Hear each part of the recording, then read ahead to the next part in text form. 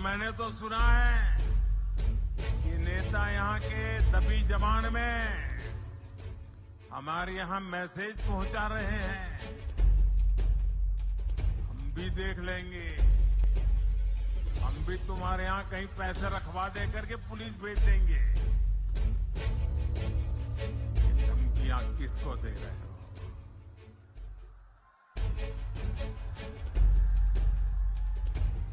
किसको डरा रहे हो?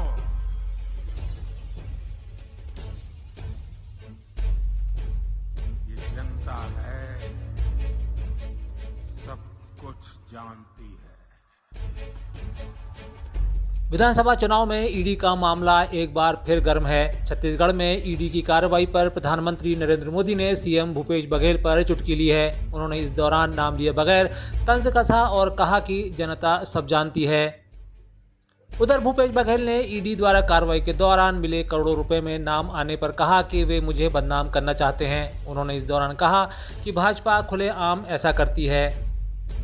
आपका नाम सामने रख दिया, क्या कारण मानते हैं? इसका मतलब ये है कि आनंद फानंद में आप नाम रख रहे हो। इसका मतलब ये है कि आप मुझे बदनाम करके, मतलब सबसे ज्यादा डरा हुआ भारतीय जनता पार्टी मेरे से डरा हुआ और इसका कारण से वो आरोप लगा के मुझे बदनाम करना चाहते हैं। कल शाम को ईडी का आरोप लगाती है और आज सुबह स्मृति ईरानी जी लेती है और कहती है कि हवाला ऑपरेटर के थ्रू इलेक्शन लड़ रही है कांग्रेस। वो भारतीय जनता पार्टी का है, वो तो खुलेआम करती है, कोई शर्म आया नहीं है। आप जिन पे आरोप लगा रहे हैं, हेमंता विश्व शर्मा पे आप आरोप लगाते थे, अजीत पवार पे आप आरोप लगाते थे और उसे जांच भी करवाते हैं और जांच कराने के बाद जब वो आपकी पार्टी में आ जाते हैं तो सारे मोदी वॉशिंग पाउडर से धुल जाते हैं और वो सब साफ सुथरा हो जाता है, सारे दाग धुल जाते हैं। देखिए, ऐसा है कि इस मुद्दे पर हम राष्ट्रीय राजनीतिक दल है, वोटों की राजनीति नहीं करते हैं। सभी से चर्चा कर जो उचित निर्णय होगा वो जरूर हम करेंगे और बताएंगे, परंतु इसके आधार पर चुनाव की नैया पार लगाना ठीक नहीं। और भारतीय जनता पार्टी ने कभी इसका विरोध नहीं किया है, परंतु बहुत सोच समझकर निर्णय करना पड़ता है। उचित समय पर हम बताएंगे। जातिगत जनगणना को लेकर कांग्रेस अक्सर भाजपा पर हमलावर रही है। ऐसे में भाजपा ने पहली बार इसे लेकर बयान दिया है। केंद्रीय गृह मंत्री अमित शाह ने जातिगत जनगणना पर छत्तीसगढ़ में कहा कि भाजपा ने कभी इसका विरोध नहीं किया। उचित समय आने पर इसके बारे में बताया जाएगा।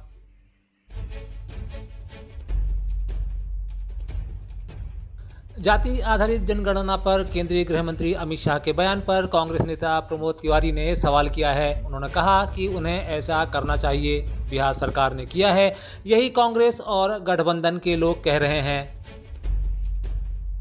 अमित शाह जी, आपको कहना नहीं, आपको तो करना है। जूठा क्यों नहीं कर रहे हैं? आप कराइए ना, बिहार सरकार ने करा दिया, तो आपका ना कराना इस बात का सबूत है कि आप कराना नहीं चाहते। आपको पता नहीं कौन से खेल भाजपा आजकल खेलती। महिला आरक्षण पारित करा दिया, अब होगा 10 साल बाद, 15 साल बाद, या नहीं होगा तो कह रहे कि हाँ हमने तो महिला आरक्षण पास कर दिया जो लागू नहीं होगा।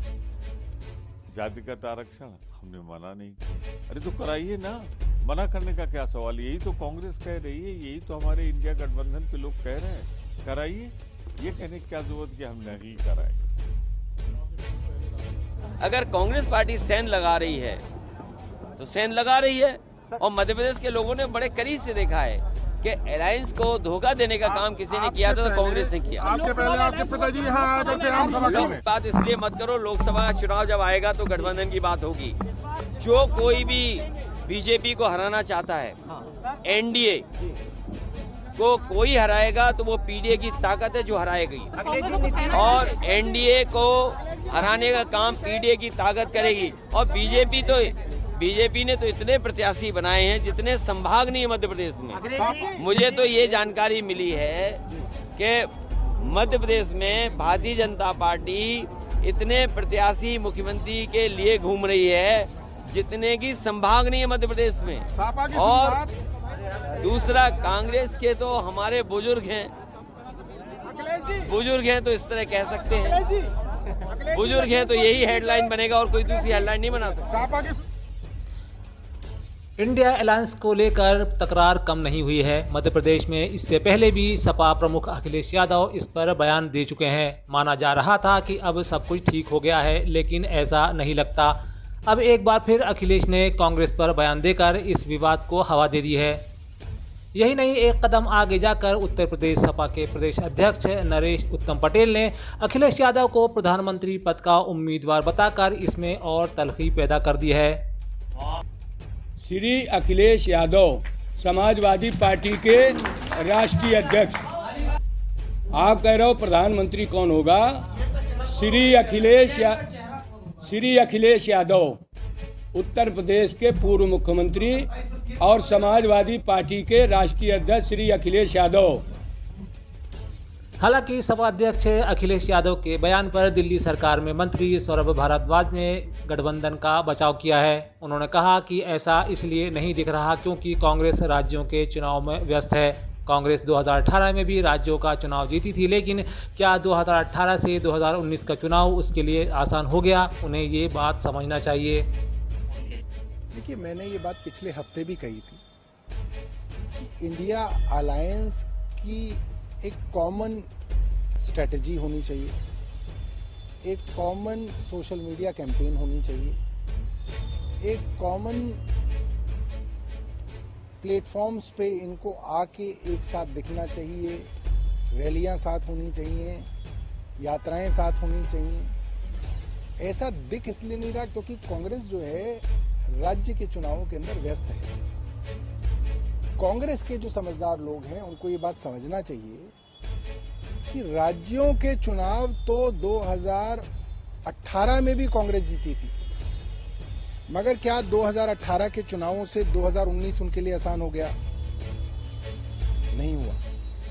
26 लाख किसान माफी योजना, ब्याज ऋण माफी योजना का 26 लाख फर्जी सर्टिफिकेट बंटवाए, मेरे हाथ से भी बंटवा दिए।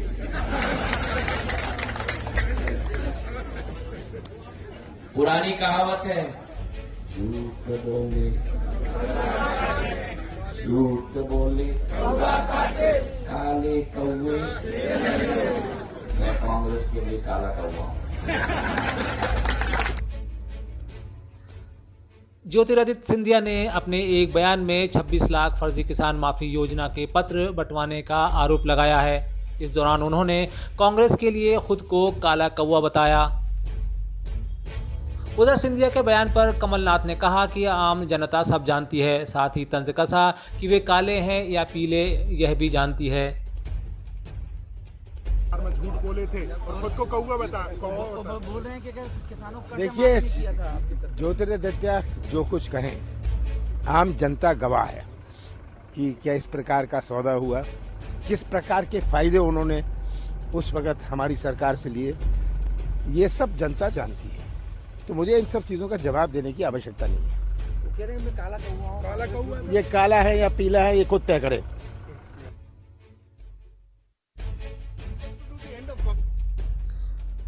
उधर आज एक बार फिर आदिवासियों पर अत्याचार का मामला सियासत में गरमा गया। मौका था जब राहुल गांधी ने आदिवासी पर मध्य प्रदेश के पेशाब कांड को एक बार फिर सियासत के केंद्र में ला दिया। उन्होंने इस दौरान कहा कि यह कितना असभ्य है कि नेता पहले पेशाब करता है फिर वीडियो वायरल भी करता है। उन्होंने कहा कि वे दिखाना चाहते हैं कि आदिवासियों की जगह कहाँ होनी चाहिए। वनवासी शब्द भी इसी की उपज है। अब आप सोचिए इनकी विचारधारा के बारे में। ये आदिवासी युवा पर पेशाब करते हैं और फिर उस वीडियो को वायरल करते हैं, पूरे देश में फैलाते हैं और ये दिखाना चाहते हैं, आदिवासियों को दिखाना चाहते हैं कि उनकी जगह कहां होनी चाहिए। इसलिए उन्होंने आपके लिए ये वनवासी शब्द निकाला है। विधानसभा क्षेत्र जोबट में भाजपा प्रत्याशी विशाल रावत का सतत जनसंपर्क जारी है। इसी क्रम में आज उदयगढ़ विकासखंड के ग्राम उती जामली में कार्यकर्ताओं के साथ बैठक और चुनाव संबंधित विषय पर चर्चा की। इस अवसर पर राहुल राज गहलोत, मांगीलाल चौहान, जिला महामंत्री कल्याण सिंह डामोर, विस्तारक झाबुआ, राजू मुवेल, मंडल अध्यक्ष कन्हैयालाल नलवाया, जनपद प्रतिनिधि प्रकाश जमरा, जनपद सदस्य राजू अजनार, सरपंच जोगड़ा भुरिया आदि मौजूद थे। अलीराजपुर जिला कलेक्टर डॉक्टर अभय अरिंद बेडेकर एवं जिला पुलिस अध्यक्ष राजेश ने विधानसभा चुनाव के मद्देनजर आज मतदाता जागरूकता वाहन को हरी झंडी दिखाई। इस मौके पर मौजूद अतिरिक्त पुलिस अधीक्षक AR Sengar, SDM पतिश Pandey, CEO अभिषेक चौधरी आदि मौजूद थे।